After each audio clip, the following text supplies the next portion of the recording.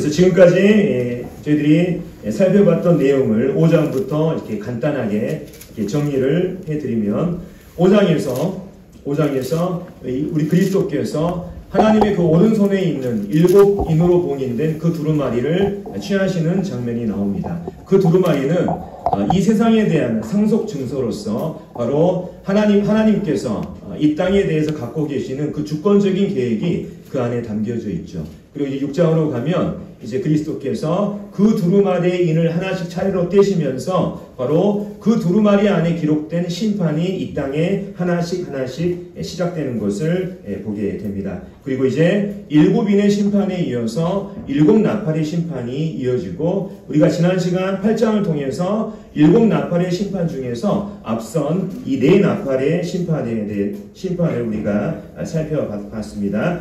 특별히 이제 8장 마지막에 보면 하늘에 날아가는 독수리가 나머지 남아있는 이 3가지 화에 대해서 경고하고 있죠. 그래서 오늘은 이 시간 9장 말씀을 통해서 이 독수리가 경고한 남아있는 이 3가지 화에 대해서 이 나팔의 심판에 대해서 오늘 살펴보게 되겠습니다. 그래서 앞선 4나팔의 심판이 겨냥하는 것이 이 지구상의 생태계와 자연계를 겨냥한 것이라면 오늘 우리가 살펴볼 이 나팔의 심판은 바로 우리 인간을 이 땅에 사는 이 사람을 직접적으로 겨냥한 이러한 심판이라는 것을 말씀드립니다. 또 미리 말씀드리면 바로 이 심판으로 인해서 지옥문이 열리고 지옥에 있는 영적인 존재들이 이 땅에 나와서 사람들을 괴롭히고 사람들을 해하는 이러한 심판이라는 것을 제가 이제 미리 말씀을 드립니다.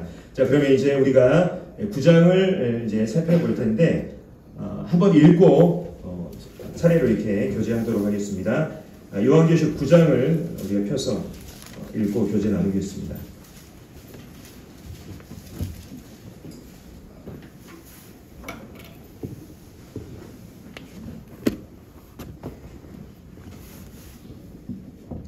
다섯째 천사가 나팔을 불매 내가 보니 하늘에서 땅에 떨어진 별 하나가 있는데 그가 무저갱의 열쇠를 받았더라. 그가 무저갱을 여니 그 구멍에서 큰 화덕에 연기 같은 연기가 올라오매 해와 공기가 그 구멍의 연기로 말미암아 어두워지며 또 황충이 연기 가운데로부터 땅 위에 나오매 그들이 땅에 있는 정갈의 권세와 같은 권세를 받았더라.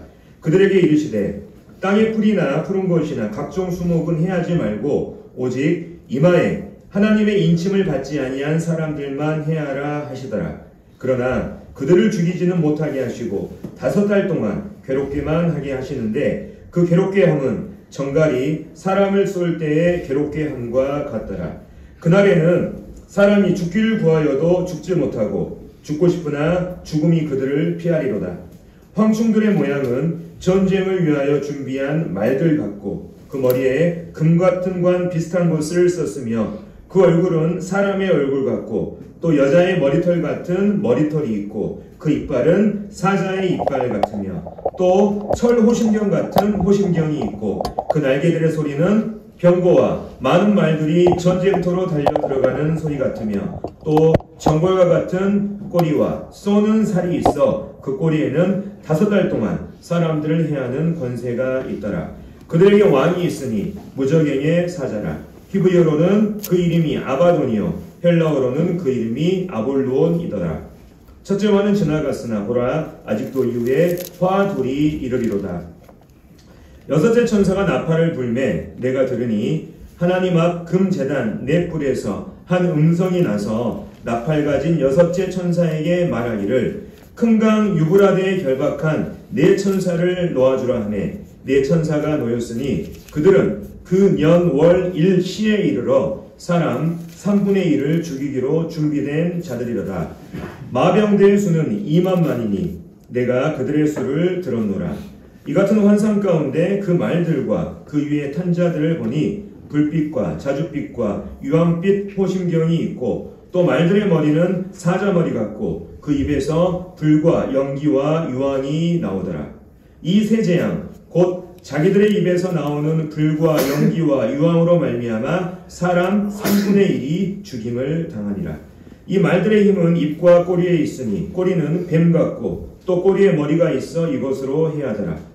이 재앙에 죽지 않고 남은 사람들은 손으로 행한 일을 회개하지 아니하고 오히려 여러 귀신과 또는 보거나 듣거나 다니거나 하지 못하는 그 문동과 목석의 우상에게 절하고 또 그 살인과 복술과 음행과 도둑질을 회개하지 아니하더라. 예, 저희가 이제 9장의 말씀들을 이제 쭉 읽었습니다만 이제 1절부터 이렇게 차근차근 여기와 관련된 말씀을 교제하겠습니다. 9장 1절에 이렇게 기록이 되어 있죠. 앞에 화면 보시면 다섯째 천사가 나팔을 불매 내가 보니 하늘에서 땅에 떨어진 별 하나가 있는데 그가 무적에게 열쇠를 받았더라. 이렇게 기록하고 있습니다. 여기 이제 별이 나옵니다. 별이라고 하는 게 나오는데 특별히 이제 이 성경에서 별이라고 하는 이것은 여러 가지 의미로 쓰이고 있어요.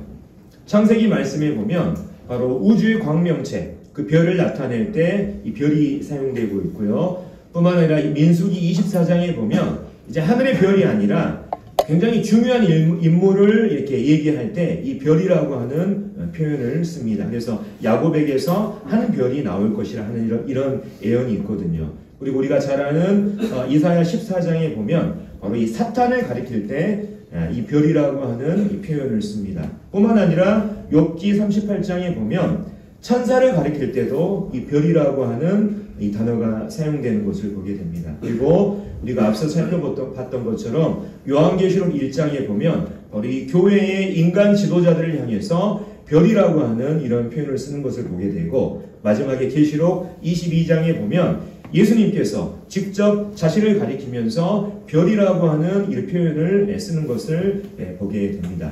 자, 별이라고 하는 이 단어가 가진 의미가 이렇게 많은데 그렇다면 이 가운데 여기에 나오는 하늘에서 땅에 떨어진 별은 과연 무엇을 의미하냐? 자, 이 말씀의 이 문구를 보면 여기 이제 우리가 힌트를 얻을 수가 있는데 이 별을 가리켜서 그가라고 하는 인칭 대명사를 사용하는 것을 보게 됩니다. 그래서 그가라고 하는 표현이 사용됐다고 하는 것은 이게 하늘의 천체에 있는 별을 의미하는 것이 아니라는 것을 우리에게 보여주고 있는 거예요.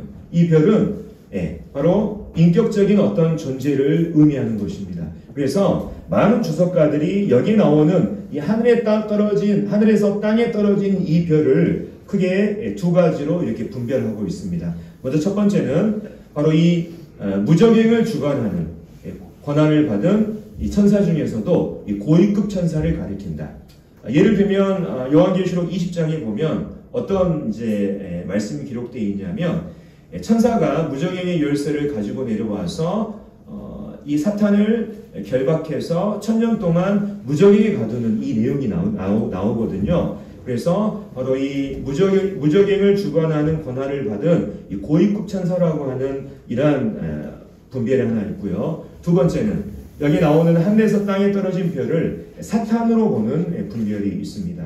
그래서 이사야서 아까 우리가 14장에서 우리가 언급했던 것처럼 바로 이 사탄을 가리켜서 하늘에서 떨어진 자라는 이러한 표현을 하고 있는 것을 보게 됩니다. 뿐만 아니라 이 하늘에서 떨어졌다고 하는 이 표현을 예수님께서도 쓰셔요. 어디서 쓰시냐? 누가복음 10장에 보면 예수님께서 이런 말씀하십니다. 내가 하늘에서 번개같이 사탄이 떨어지는 것을 내가 봤다. 이 말씀을 하시거든요. 뿐만 아니라 우리가 나중에 살펴보겠지만 요한계시록 12장에 보면 바로 이 사탄이 하늘에서 미가엘과의 이러한 전쟁에서 패한 후에 이 땅으로 떨어지는 이러한 장면이 나옵니다. 그래서 많은 이제 주석가들이 바로 여기 나오는 하늘에서 땅에 떨어진 별을 바로 사탄으로 이렇게 분별하시는 분들이 계셔요. 근데 혹시 이제 정확히는 않지만 저에게 혹시 제 견해를 물은다면 이제 첫 번째 무적행을 주관하는 권한을 받은 이 고위급 천사라고 하는 이런 분별을 저는 해보게 됩니다. 왜냐하면 지금 현재 이루어지고 있는 심판이 누구를 통해서 이루어지고 있습니까? 바로 천사를 통해서 이 심판들이 집행이 되고 있잖아요. 두 번째, 아까 제가 말씀드린 것처럼 요한계시록 20장에 보면 천사가 무적행의 열쇠를 가지고 나와서 이 사탄을 결박하는 장면이 나오거든요. 그래서 이렇게 이 천사로 보게 될 때 요한계시록 20장과 일관성 있는 이러한 해석을 하게 될 수 있을 것 같습니다. 그래서 제 생각을 물은다면 저는 바로 첫 번째, 무적행을 주관하는 권한을 받은 이 고위급 천사라고 하는 이런 생각을 해보게 됩니다. 근데 중요한 건 뭐냐면 이 하늘에서 땅에 떨어진 별이 천사냐 사탄이냐 이게 중요한 게 아니고 이 뒤에 나오는 말씀이 중요한 거예요. 무적행이 나오지 않습니까? 무적행이 무엇이고 뿐만 아니라 이제 이 무적행에서 뭔가가 나오는데 과연 그게 무엇이냐 이 훨씬 더 중요한 거예요. 그래서 이제 이 부분을 살펴보도록 하겠습니다.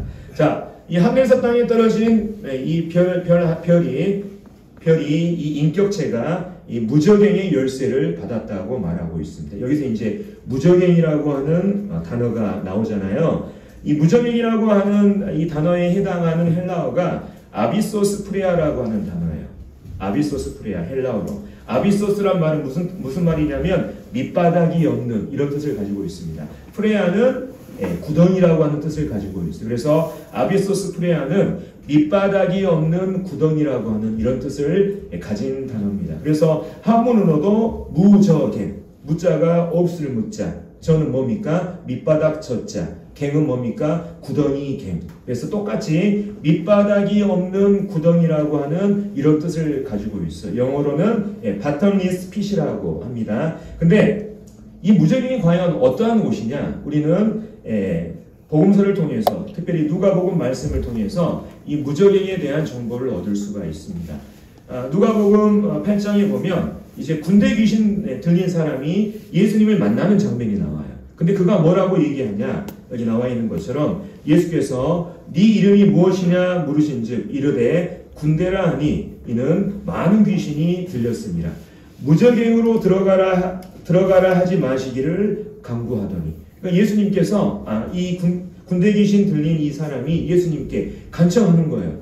저를 무적행으로 들어가라고 제발 하지 말아 주십시오. 그래서 이러한 표현들을 봤을 때 또 이런 것들은 전체적인 부분들을 살펴봤을 때 우리는 무적행에 대한 정보를 이렇게 요약할 수가 있습니다. 첫 번째, 귀신들이 정말로 가기를 두려워하는 이러한 장소다. 두 번째, 귀신과 같은 영적인 존재들을 가두어 놓은 지하세계의 특별한 장소라고 하는 이 무적행에 대한 이러한 정보를 우리가 얻을 수가 있습니다. 근데 이 지하세계에는요, 무적행만 있는 것이 아니에요. 무적행과 같은 이러한 특별한 장소만 있는 것이 아니라 우리가 성경 또 다른 곳을 보면 타르타로스라고 하는 또 특별한 장소가 있는 것을 보게 됩니다. 베드로후서 2장에 보면 이런 말씀이 있습니다. 하나님이 범죄한 천사들을 용서하지 아니하시고 지옥, 여기서 이 지옥에 해당되는 단어가 이 타르타로스라는 헬라어가 쓰였어요. 아까는 무적행이었잖아요. 여기는 타르타로스라고 하는 다른 단어가 쓰였는데 여기에 던져서 어두운 구덩이에 두어 심판 때까지 지키게 하셨다는 베드로후서의 이 말씀이 있습니다. 아마도 여기에 갇혀진 이러한 범죄한 천사는 일반적인 천사들이 아니라 하나님 앞에 정말 중대한 범죄를 지어서 이 타르타로스라고 하는 이 특별한 장소에 갇힌 이런 영적인 이런 타락한 이런 천사들로 보여집니다.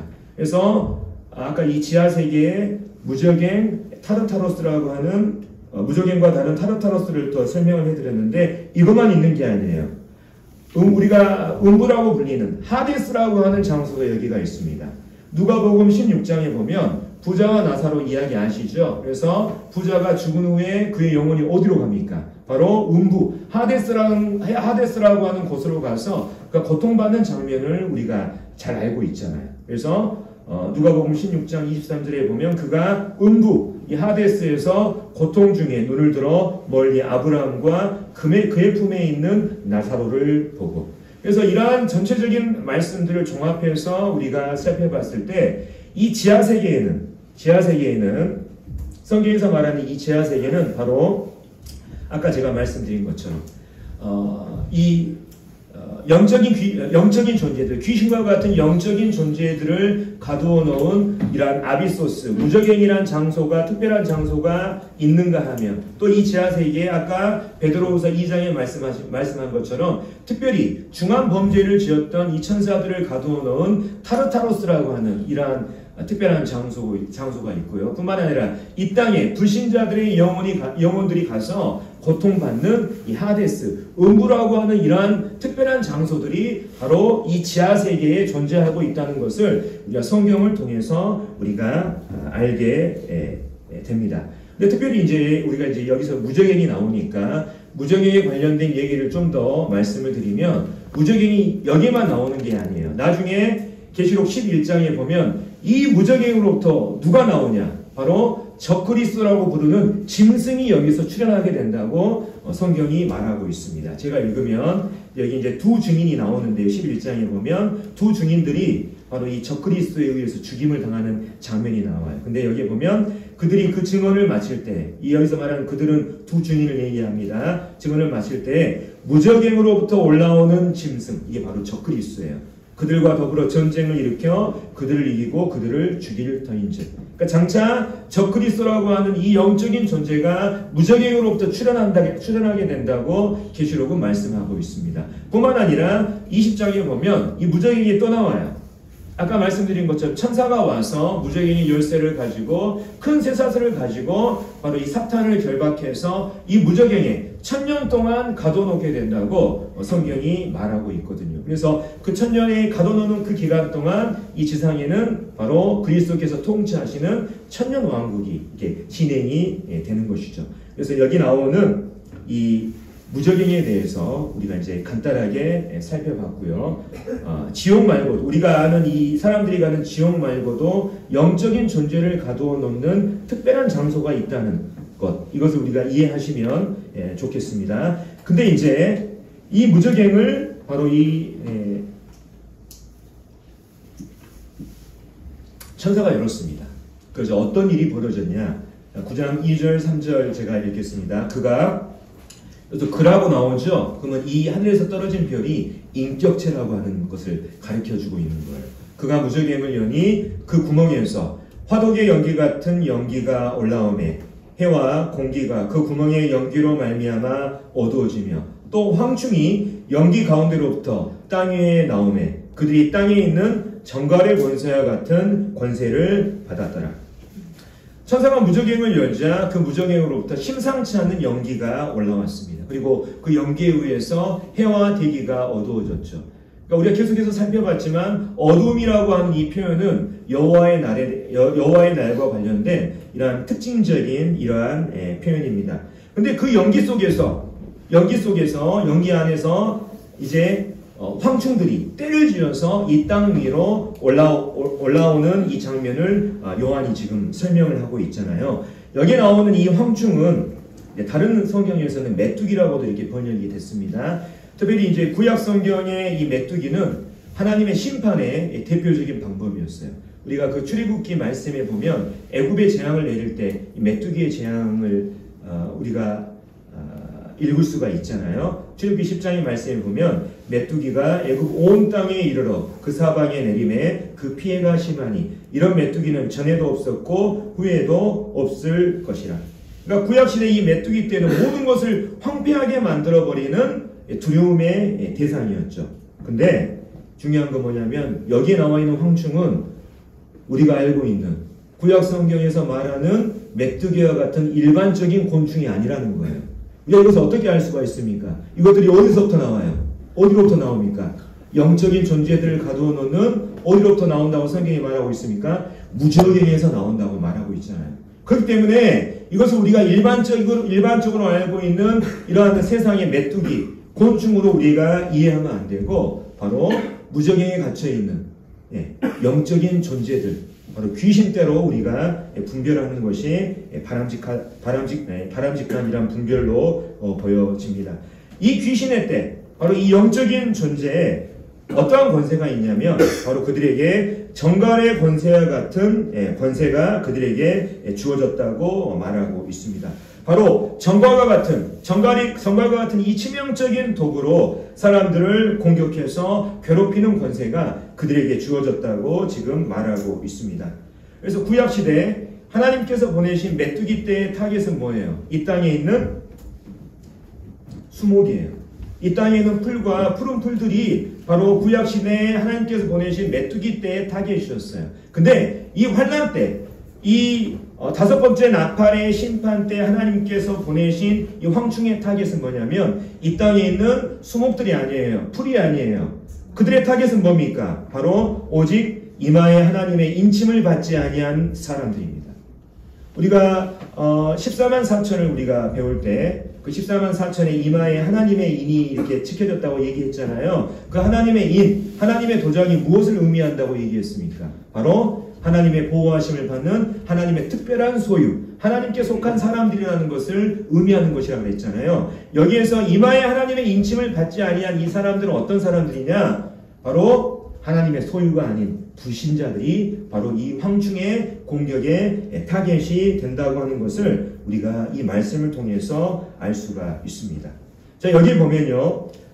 이 황충들은 사람들을 괴롭게 할 수는 있었지만 사람들을 죽일 수는 없었습니다. 여기 나와 있는 것처럼 그러나 그들을 죽이지는 못하게 하시고 5달 동안 괴롭게만 하시는데 그 괴롭게 함은 정갈이 사람을 쏠 때에 괴롭게 함과 같더라. 이 황충들이 사람들을 괴롭게 할 수는 있었지만 사람을 죽일 수는 없었습니다. 하지만 그 괴로움은 사람이 정갈에 쏘일 때의 그 괴로움, 어쩌면 그 정갈에 쏘일 때의 그 괴로움보다 더 심한 그 육체적인 고통과 정신적인 고통으로 인해서 사람들이 이것을 피하기 위해서는 죽어야 되겠다. 이런 생각을 가진 사람들이 있는 거예요. 근데 중요한 건 뭐냐면 그날에는 사람들이 죽기를 구하여도 죽지 못하고 죽고 싶으나 죽음이 그들을 피하리로다. 제가 봤을 때 성경에서 가장 섬뜩하고도 절망적인 표현 중에 하나가 아닌가 생각이 됩니다. 너무나 고통이 심해서 죽고 싶은데 죽는 것도 마음대로 못하는 것. 얼마나 절망적인 이런 끔찍한 표현이 아닌가 이런 생각을 해보게 됩니다. 근데 다행인 건 뭐냐면 사람들을 고통스럽게 하는 이들의 권세가 제한이 되어 있어요. 몇 달로. 여기 나와 있는 것처럼 5달 동안만 사람들을 괴롭히는 그 권세를 하나님께서 허용을 하시는 것입니다. 근데 이제 이 다음 구절에서 이 7절부터 바로 이 요한이 이 황충의 생김새에 대해서 자세히 묘사하는 것을 보게 됩니다. 앞에 이제 나와 있는 이 말씀을 이렇게 참고하셔도 되겠습니다. 제가 한번 천천히 읽어볼게요.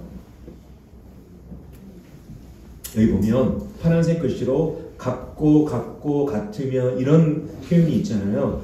성경에서 이런 말이 나오면 우리는 이걸 어떻게 해석해야 됩니까? 이것을 완전히 문자적인 의미로 받아들이면 안 된다는 거예요. 지금 사도 요한은 자기가 처음 본 이 영적인 이 존재의 실체를 자기가 알고 있는 가장 이 최상의 단어들로 지금 표현하려고 애를 쓴 거예요. 이것을 완전히 문자적으로 우리가 해석하면 안 되는 것입니다. 같다고 하는 표현을 우리가 보면 이거는 뭔가 요한이 뭔가 비유적으로 상징적으로 최대한 이것을 묘사하려고 지금 애를 쓰고 있구나 이렇게 이해하셔야 되는 거예요. 자, 읽겠습니다. 황충들의 모양은 전쟁을 위하여 준비한 말들 같고 그 머리에 금 같은 관 비슷한 것을 썼으며 그 얼굴은 사람의 얼굴 같고 또 여자의 머리털 같은 머리털이 있고 그 이빨은 사자의 이빨 같으며 또 철 호심경 같은 호심경이 있고 그 날개들의 소리는 병거와 많은 말들이 전쟁터로 달려들어가는 소리 같으며 또 정갈과 같은 꼬리와 쏘는 살이 있어 그 꼬리에는 5달 동안 사람들을 해하는 권세가 있더라. 자, 요한이 이 황충에 대해서 지금 묘사를 할 때 이 영적인 실체들이 바로 전쟁을 위해서 준비된 말들 같고 그 머리에 금 같은 관이 있고 그 얼굴은 사람 같고 여자의 머리털과 같은 머리털, 사자와 같은 이빨, 철 호신경과 같은 갑옷, 또 전쟁터에서 병거와 많은 말들이 달려가는 소리와 같은 그 웅장한 날갯소리, 또 뿐만 아니라 정갈과 같은 꼬리와 침으로 그들의 생김새를 지금 묘사하고 있습니다. 그래서 이 요한의 묘사를 근거로 아마 이 황충의 이미지를 그린다면 아마도 여기에 이렇게 앞에 그려진 아마 이러한 모습이 아닐까 이런 생각을 해봅니다. 그래서 이제 이건 제가 이제 어디 이제 다른 이제 구글 사이트에서 이렇게 생겼겠구나 제일 적합한 자료를 찾아왔는데 제가 이런 시도를 한번 해볼까도 생각했어요. 요새는 이제 AI 통해서 이제 이런 이미지들을 묘사할 수 있게 하는 프로그램들이 있거든요. 그래서 한번 AI한테 한번 이 말씀을 주고 한번 그림을 한번 그려봐라 이런 생각도 해봤는데 나중에 시간 되면 제가 한번 그것도 한번 해볼 이제 생각이지만 아마 이런 이미지로 우리가 생각될 수 있을 것 같습니다. 요한이 지금 이 묘사를 통해서 지금 하고 싶은 말은 뭘까요? 이 황충에 대해서 바로 이 황충이라고 하는 이 영적인 존재가 지성이 있다는 거예요. 사람의 얼굴 같다. 여기에 이 황충은 지성적인 존재라는 것을 의미합니다. 사자의 이빨이 있다고 하는 것은 이 황충이 엄청난 잔인한 공격성을 가지고 있다는 것을 얘기해요. 철호신경 같은 호신경이 있다는 것은 엄청 단단한 이러한 존재 뿐만 아니라 장골 같은 꼬리와 쏘는 살이 있다고 하는 이 표현은 뭐냐면 바로 정말 두렵고 살벌한 이 존재라는 이러한 표현을 지금 요한이 하고 있는 것을 보게 됩니다. 많은 사람들이 이 황충을 어떻게 해석하려고 시도를 하냐면 주석가들이 어떻게 해석하려고 시도를 하냐면 현대 무기를 생각하면서 황충과 오늘날의 이 전쟁 무기를 연관시키는 이러한 시도를 합니다만 지난 아까 제가 말씀드린 것처럼 이 황충이 어디서 나왔어요? 무적인에서 나왔잖아요. 그럼 이건 뭡니까? 현대 무기와 연관시키면 안 된다는 거예요. 있는 그대로 영적인 실체, 어떤 영적인 존재, 어떤 사탄의 수하에 속한 어떤 귀신의 떼들로 보는 것이 바람직하다는 이런 분별을 우리가 할 수가 있는 것입니다. 그래서 이 황충은 바로 지하세계에 있는 이 무적행으로부터 나온 영적이고 귀신적인 존재들로서 바로 어둠의 왕국에 속한 사탄의 휘하에 있는 초자연적인 군사들이라고 우리는 정리할 수가 있겠습니다. 자, 요한은요, 이 황충들에게 왕이 있다고 얘기합니다. 그들에게 왕이 있으니 무적행의 사자라. 히브리어로는 그 이름이 아바돈이요, 헬라어로는 그 이름이 아볼루온이더라. 이렇게 요한이 말하고 있거든요. 여기에 나오는 히브리어 아바돈, 헬라어 아볼루온은 똑같은 뜻을 가지고 있어요. 그 뜻은 뭐냐면 이 파괴자라고 하는 뜻을 가지고 있습니다. 그래서 여기 나오는 이 아바돈, 아볼루온이라고 하는 이 존재는 이 황충들의 왕은 바로 사탄의 이 권세 아래 있으면서도 부하 귀신들에게 통치권을 행사할 수 있는 사탄의 고위급 간부, 이러한 귀신의 이 존재로 이렇게 우리가 이해할 수가 있겠습니다. 그래서 이제 첫째 화에 대한 이 다섯 번째 나팔에 대한 이러한 말씀을 마치는데 요한이 이 얘기를 해요. 여기에 대한 이야기를 끝내면서 9장 12절에 첫째 화는 지나갔으나 보라 아직도 이후에 화 둘이 이르리로다. 지하세계에 있는 지옥문이 열려가지고 거기에 나와 있는 영적인 이러한 존재들이 나와서 사람들을 공격하는 것도 정말 무섭고 두려운데 지금 요한이 어떤 말을 하느냐면 이것보다 더 무서운 나머지 화들이 남았다고 지금 경고하고 있는 것입니다. 이제 우리는 다섯 번째 나팔의 심판에 이어서 이제 여섯 번째 나팔의 심판을 이제 우리가 살펴보도록 하겠습니다. 자, 9장 13절부터 15절까지 제가 읽겠습니다. 여섯째 천사가 나팔을 불매 내가 들으니 하나님 앞 금제단 넷불에서 한 음성이 나서 나팔 가진 여섯째 천사에게 말하기를 큰 강 유브라데에 결박한 네 천사를 놓아주라 하며 네 천사가 놓였으니 그들은 그 년, 월, 일, 시에 이르러 사람 3분의 1을 죽이기로 준비된 자들이더라. 자, 여섯째 천사가 나팔을 불자 요한은 하나님 앞 금제단에 있는 이 네 뿔에서 나오는 한 음성을 들었습니다. 그 음성이 하나님의 음성인지 아니면 높은 권한을 가진 어떤 천사의 음성인지 우리가 정확하진 않았지만 그 음성의 주인이 이렇게 얘기를 해요. 여섯 번째 나팔을 가진 천사에게 뭐라고 얘기하냐면 큰 강 유브라데에 있는 결박된 네 천사를 지금 풀어주라고 지금 명령하고 있는 것을 보게 됩니다. 자, 여기서 큰 강 유브라데에 결박한 네 천사라고 하는 표현이 있죠. 그래서 결박한 천사라고 하는 이 표현은 뭐냐면 바로 이 천사들이 과거에 어떤 큰 범죄로 인해서 바로 이 유브라데 지역에 갇혀있는, 결박된 상태에 있는 어떤 특별한 천사라고 하는 것을 우리에게 보여줍니다. 근데 그 천사의 정체는 뭐냐? 거기 나와 있죠. 그들은 그 년 월 시에 이르러 사람 3분의 1을 죽이기로 준비된 자들이다. 이 천사들의 정체는 바로 죽음의 천사예요.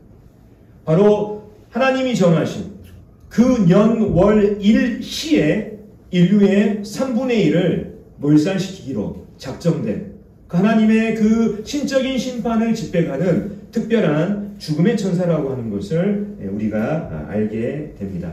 자, 여기서 이제 큰 강 유브라데라고 하는 이 표현이 있습니다. 제가 이 그 유브라데 지역에 있는 이제 지도를 따 있는데요. 자, 여기 이제 이 화살표 커서 보이시죠? 여기가 지금 어딘가요?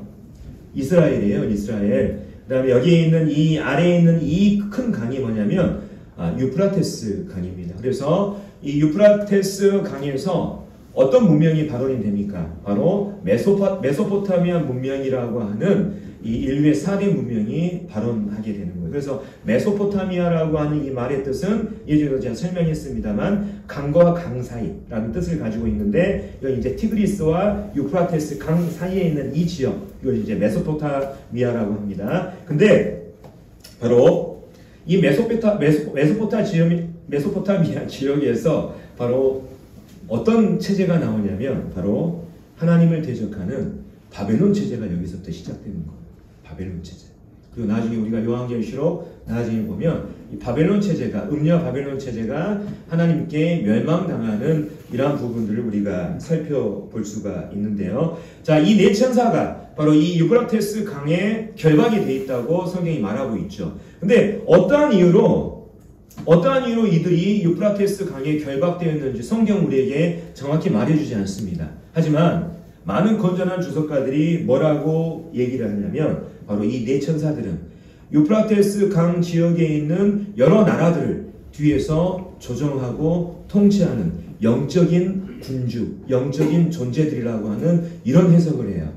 자, 우리가 세상에 여러 나라가 있지만 그 나라를 뒤에서 그 나라를 조정하고 그 나라의 통치자들을 이렇게 뒤에서 이렇게 조정하는 이러한 영적인 세력이 있다고 하는 이 부분에 대해서 우리가 이해가 안 가잖아요. 근데 성경은 그러한 영적인 존재들이 있다고 얘기하거든요.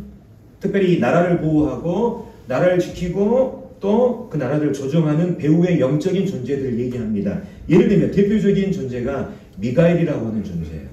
다니엘서 12장에 보면 자, 그때에 네 민족을 호위하는 큰 군주 미가엘이 일어난다.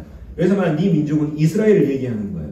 인류 끝에 환란이 마지막에 되면 바로 이스라엘을 호위하는 미가엘이 이스라엘을 대신해서 우리 사탄의 무리들과 싸우는 이 장면이 나오고 있거든요. 또 다니엘서 10장에 보면 어떤 존재들에 대해서 언급이 되고 있냐면 바로 바사 군주, 헬라의 군주라고 하는 이런 표현이 있는 것을 보게 됩니다. 이 바사의 군주, 헬라의 군주는 그 바사 제국과 헬라 제국을 다스리는 인간 지도자들이 아니에요.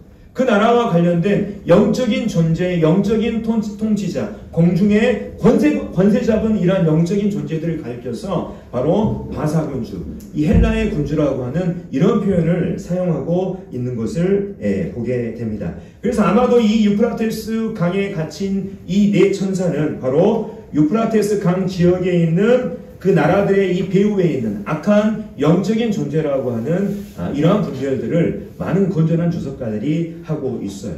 근데 문제는 뭐냐면 이 네 천사가 풀려나자 어떤 일이 생기냐면 바로 이 네 천사의 지휘를 받는 마병대라고 하는 건 뭡니까? 기병대를 얘기하는 거예요. 일반적인 어떤 보병들은 직접 걸어가서 막 이렇게 전쟁을 하지 않습니까? 마병대는 말을 탄 이 기병대를 가리켜서 마병대라고 하는 거예요. 근데 이 네 천사가 지휘하는 이 마병대의 규모를 요한이 듣게 됩니다. 그 숫자가 바로 2만만이라고 말하고 있어요. 2만 곱하기 만 하면 수학 잘하시는 분 빨리 계산하면 몇 명입니까? 2억 명이라고 하는 숫자가 나오는 거예요. 만약에 이 2억 명이라고 하는 숫자가 상징적인 숫자가 아니라 실제 군대의 숫자라고 한다면 창세 이후로부터 인류 역사상 가장 큰 규모의 군대가 바로 이 네 천사에 의해서 소집이 된 것입니다. 근데 이 소집된 이 마병대에 대해서 이제 좀 그 부분을 자세히 설명을 해 드리도록 하겠습니다. 자, 요한은요, 자신이 본 이 마병대에 대해서 이제 다음 구절에 대해서 자세히 설명하고 있는 것을 보게 됩니다. 요한은 지금 최고의 이러한 자기가 쓸 수 있는 언어를 써서 이 마병대를 묘사하고 있다고 하는 것을 우리가 염두에 두고 이 말씀을 읽을 필요가 있습니다. 제가 읽겠습니다. 요한이 묘사한 이 마병대의 모습. 이 같은 환상 가운데 그 말들과 그 위에 탄 자들을 보니 불빛과 자줏빛과 유황빛 호심경이 있고 또 말들의 머리는 사자머리 같고 그 입에서는 불과 연기와 유황이 나오더라. 이 세 재앙 곧 자기들의 입에서 나오는 불과 연기와 유황으로 말미암아 사람 3분의 1이 죽임을 당하니라. 이 말들의 힘은 입과 꼬리에 있으니 꼬리는 뱀 같고 또 꼬리에 머리가 있어 이것으로 해하더라. 현재 자매님들, 이 말씀을 읽을 때 혹시 이러한 말 보셨습니까? 한 번도 보신 적이 없으시죠? 이 말은 뭔 말이냐면 여기에 있는 말은 우리가 알고 있는 말과 전혀 다른 존재라고 하는 것을 우리에게 지금 보여주고 있습니다. 그래서 요한의 이 설명을 드리자면 말 위에 탄 자들에게는 불빛과 자줏빛과 유황빛 호심경이 있었습니다. 말들의 머리는 사자의 머리가 같다고 이렇게 말하고 있고, 특별히 이 말에 어디에 힘이 있냐, 그 입과 꼬리에 힘이 있다고 지금 말하고 있어요. 그래서 그 입에 바로 불과 연기와 유황이 나오는데, 또 그만 아니라 그 꼬리가 뱀처럼 생겼는데 꼬리 끝에는 이 뱀의 머리가 달려서 그것으로 사람들을 해친다고 지금 말하고 있습니다. 그래서 이 마병대로 말미암아 지구 인류의 3분의 1이 정해진 연, 월, 일시에 일제히 죽임을 당한다고 지금 성경이 말하고 있죠. 그래서 어떤 주석가들은 지금 이제 이게 이제 유프라테스라고 하는 단어가 나와 있고 2억이라고 하는 2만만이라고 하는 이러한 구체적인 숫자가 나오기 때문에 나중에 우리가 16장에 보면 계속 16장에 가면 이제 7대접의 심판이 나오거든요. 그 중에서 6대접의 심판이 뭐냐면 이 땅에 있는 반이스라엘 세력이 2억 명의 군대를 이끌고 유브라테스가 마른 이 땅을 건너가지고 이스라엘과 전쟁을 벌이는 아마겟돈 전쟁이 거기에 나옵니다. 아마겟돈 전쟁 많이 들어보셨죠? 그래서 많은 이제 주석가들이 여기에 있는 이 9장에 있는 이 말씀과 16장에 나와 있는 아마겟돈 전쟁을 연결시키려는 이런 시도를 해요. 근데 저는 그건 아니라고 봐요. 왜냐하면 16장에 나와 있는 아마겟돈 전쟁은 어떤 전쟁이냐면 인간과 인간 간의 전쟁이에요. 반이스라엘 세력 인간들이 이스라엘이라고 하는 이 민족과 전쟁을 일으키는 이것, 인간과 인간 간의 전쟁이 아마겟돈 전쟁인데, 지금 현재 여기 나와 있는 6번째 나팔의 심판은 인간과 인간 간의 전쟁이 아니에요. 네 천사에 의해서 소집된 이 존재들로 인해서 사람이 일방적으로 학살을 당하지 않습니까? 인류의 3분의 1이 죽임을 당한다고 지금 말하고 있지 않습니까? 그래서 이것을 연결시켜서 설명하려고 하는 시도는 제가 봤을 때는 좀 이렇게 성경적인 근거가 부족하다, 이런 생각을 해보게 됩니다. 바로 이 마병대는 바로 유프라테스의 악한 네 천사의 지위를 받는, 또 이 네 천사가 이끄는 군대로서 바로 이 세상에 3분의 1에 해당되는 사람들을 죽이려는 목적으로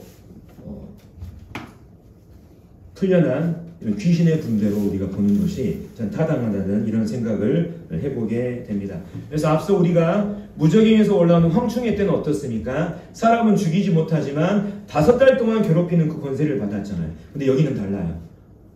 여기에 있는 이 마병대는 2억에 해당되는 마병대는 사람의 인류의 3분의 1을 죽일 수 있는 이 권세를 받았다고 성경이 지금 말하고 있습니다. 자, 예를 들면 이걸 우리가 좀 구체적으로 생각하면 어떤 우리가 계산을 할 수가 있게 되냐면, 지금 현재 지구 인구가 몇 명이죠? 80억 명 이상이잖아요. 그렇죠? 근데 우리가 앞선 7인의 심판에서 4번째 인의 심판 때 그때 인류 인구에 얼마가 죽는다고 말씀드렸습니까? 4분의 1이 죽는다고 말씀드렸죠. 80명의 4분의 1이면 얼마인가요? 20억이 죽는 거죠. 그럼 남은 60억이 지금 현재 남아 있어요. 근데 지금 이 60억의 인구 가운데 현재 지금 이 여섯 번째 나팔의 심판에 의해서 이 남아있는 인류의 60억의 3분의 1이 죽는다고 하면 이때 또 몇 명 죽습니까? 20억 명이 죽는 거예요. 하나님이 정하신 년, 월, 일, 시에. 예. 그래서 어떤 주석가들은 정말 더 구체적으로 얘기해가지고 시라고 하는 것이 정확히 나와 있기 때문에 1시간 안에 20명이 몰살을 당한다. 이렇게 설명하는 분들도 있어요. 책에 보면. 근데 아까 그 60억 명 남은 중에서 20억이 죽으면 나머지 몇 명이 남나요? 40억이 남잖아요. 그러면 이때까지 이 심판으로 인해서 원래는 80억 명이었는데 40억이 남으면 이 환란기 때 지금 몇 명이 죽는다는 얘기가 나와요.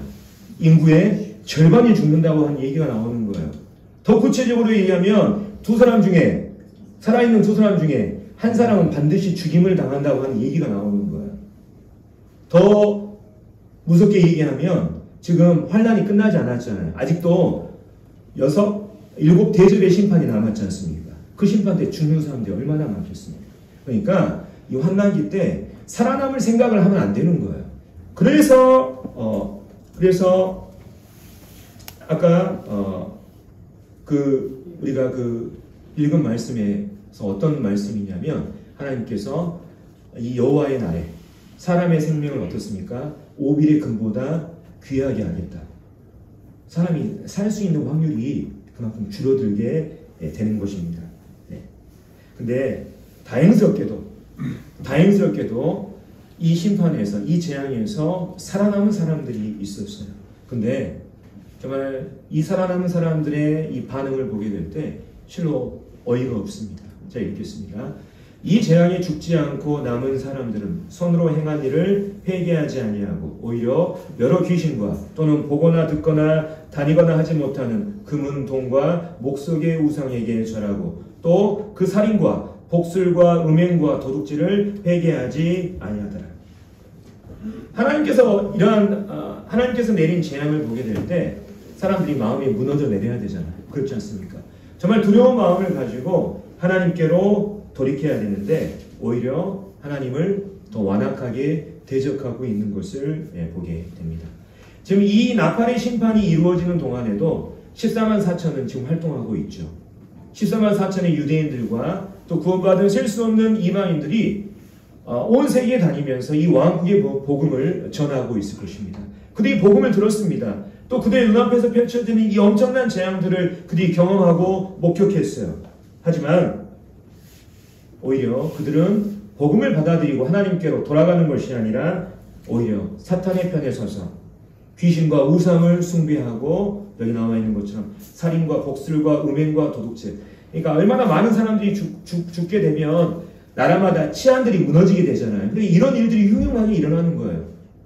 근데 이러한 일을 하면서도 양심의 가책을 전혀 못 느끼는 이러한 세태. 이런 것들을 이것들을 이 말씀을 통해서 우리가 보게 됩니다. 오히려 사람들이 하나님께로 돌아가는 것이 아니라 하나님께로부터 마음을 딱딱하게 하고 그들에게 하나님으로부터 등을 돌린다고 지금 성경이 말하고 있습니다. 그러면서 이 9장을 마무리하고 있죠. 자, 이제 9장과 관련된 전적인 말씀 이제 마치고 우리가 이제 이 9장 말씀을 통해서 우리가 생각해 볼 수 있는 이 부분들 한 2가지만 우리가 교제하면 좋겠습니다. 자, 5번째와 또 6번째 나팔을 통해서 이 땅에 펼쳐지는 그 심판이 어떤 것인가 우리 살펴봤습니다. 그 재앙들을 우리가 생각하게 될 때 정말로 이제 두려운 거예요. 근데 형제 자매님들 생각해 보십시오.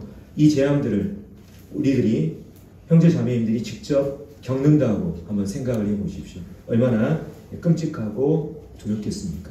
그렇죠?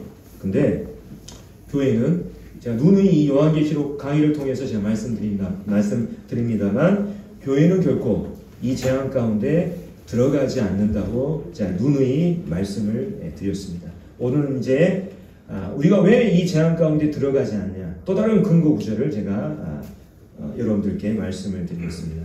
데살로니가전서 5장 9절 10절에 있는 말씀을 제가 말씀을 드릴게요. 아까 우리가 데살로니가전서 5장 1, 2, 3절 봤죠? 앞에 이제 주의 날이라고 하는 이 타이틀로 시작되고 있지 않습니까? 자, 제가 5장 9절 읽겠습니다. 하나님이 우리를 세우심은 노하심에 이르게 하심이 아니요 오직 우리 주 예수 그리스도로 말미암아 구원을 받게 하심이라. 자, 다른 번역본에는 이렇게 나와 있습니다. 하나님께서는 우리를 진노에 이르도록 정하지 아니하시고 우리 주 예수 그리스도로 말미암아 구원을 받도록 정하셨느니라. 자, 여기서 말하는 구원은 어떤 구원을 얘기하냐? 자, 우리가 성경에서 구원이라고 하는 단어가 나올 때 그 구원이 어떤 걸 의미하는지 우리가 잘 봐야 돼요. 예를 들면 빌립보서 같은 경우에서 구원이 나옵니다. 거기서 바울이 얘기하는 구원은 뭐냐면 감옥에서 풀려나는 것을 구원이라고 얘기하고 있어요. 우리가 구원이란 말을 딱 들으면 이게 우리가 지옥에 가지 않고 예수님 영접해서 천국에 가는 이 구원을 말하는구나. 우리가 일반적으로 이렇게 받아들이잖아요. 근데 성경에서 말하는 구원이라고 하는 단어에는 여러 뜻이 있다고 하는 것을 알아야 되는 거예요. 근데 그 구원이 가진 뜻을 그 단어가 가진 뜻을 어떻게 파악해야 되냐? 문맥을 통해서 파악해야 되는 거예요. 그래서 성경을 단순히 문자적으로 보는 것이 아니라 문맥에 맞춰서 적절히 해석하는 그 능력이 필요한 것입니다. 여기서 말하는 구원은 구원받고 천국에 가는 구원이 아니라 바로 주의 날, 그 여호와의 날로부터의 구원을 말하는 거예요. 왜냐하면 아까 우리가 말한 것처럼 데살로니가전서 5장 1절부터 3절까지 그 주제가 뭘로 시작하고 있습니까? 주의 날로 시작하고 있지 않습니까? 여기서 말하는 구원은 뭐냐면 바로 주의 날로부터 구원을 말하고 있는 거예요. 바울은 이 데살로니가 성도들을 향해서 이렇게 얘기하고 있습니다. 너희 성도들은 바로 이 끔찍한 이 재앙 가운데 너희는 거의 가지 않아라. 왜냐하면 너희는 밤에 속한 사람들이 아니라 낮에 속한 사람들이고 빛의 자녀들이거든. 이런 표현을 데살로니가전서 5장 앞부분에서 지금 설명하고 있거든요. 여기서 나오는 구원은 뭐냐면 우리의 그 영적인 구원이 아니라 주의 날이라고 하는 이 엄청난 환난기 재앙으로부터 구원을 말하고 있는 것입니다. 그리고 뒷부분에 보면 5장 10절에 이렇게 써져 있습니다. 예수께서 우리를 위하여 죽으사 우리로 하여금 깨어있든지 자든지 우리와 함께 살게 하려 하셨느니라. 예수님께서 왜 우리를 위해서 십자가에서 죽으셨습니까? 바로 우리와 함께 항상 거하기 위해서 예수님이 죽으셨다고 말하고 있어요. 사람이 구원받으면 그 사람과 함께 예수님이 항상 함께 거하시는 것입니다. 근데 어떻게 예수님과 함께 있는 그 지체, 예수님의 그 몸이 끔찍한 이 환난을 경험하고 환난을 통과해야 된다는 말이에요. 성도들이 교회가 환난을 통과한다는 말은 예수님도 똑같이 환난을 당하신다고 하는 그 의미와 똑같은 것입니다. 바로 성도들은 예수님과 항상 함께 있기 때문에 바로 이 땅에 이 심판이 시작되기 전에 바로 천상에 우리가 언제 그걸 살펴봤습니까? 요한계시록 4장을 통해서 이미 그런 것들을 다 살펴봤잖아요. 이 재앙과 상관없이 주님과 함께 늘 거하게 되는 것입니다. 그래서 요한계시록은 두려움을 가져다 주는 책이 아니에요. 복을 주는 책입니다. 성도들이 이 요한계시록 말씀을 이해하게 될 때 정말 이 평안 가운데서 두려움이 아니라 평안 가운데서 주님의 그 재림을 사모할 수가 있는 거예요. 구원받은 사람들이라 할지라도 성숙한 사람들이 있고 성숙하지 못한 사람들이 있습니다. 성숙하지 못한 사람들이라 할지라도 그가 정말 구원받았다고 하면 그가 진정으로 그리스도의 몸 가운데 속해 있다 한다면 그에게는 결코 이 환난의 재앙을 통과하는 일이 결코 없다고 성경은 우리에게 말하고 있습니다. 그래서 우리는 이 평안 가운데 주님의 재림을 사모할 수가 있는 거예요. 이게 우리의 휴거의 환난전 휴거의 복된 소망인 것입니다. 그 다음에 두 번째, 우리가 다시금 이제 이런 말씀들을 통해서 환난전 휴거를 환난전 휴거에 대한 교리를 우리가 굳게 할 수 있고요. 두 번째, 아까 우리는 이 환난기의 재앙에 끝까지 살아남은 이 사람들을 보잖아요. 이 사람들이 어떻습니까? 오히려 그 마음이 딱딱해져서 이렇게 하나님을 대적하지 않습니까? 이런 사람들을 보면서 우리 인간이 얼마나 완악해질 수 있는지, 얼마나 우리 인간이 뿌리 깊은 이러한 타락성을 가지고 있는지 우리는 이것을 보게 돼요. 우리 사람의 생각으로는 환난기 후반으로 가면 갈수록 재앙이 정말 심하면 심해질수록 사람들이 거기에 대해서 두려움을 느끼고 복음을 듣고 구원받은 사람들이 많아지겠지 이렇게 생각할 수 있잖아요. 근데 성경은 그렇게 얘기하지 않아요.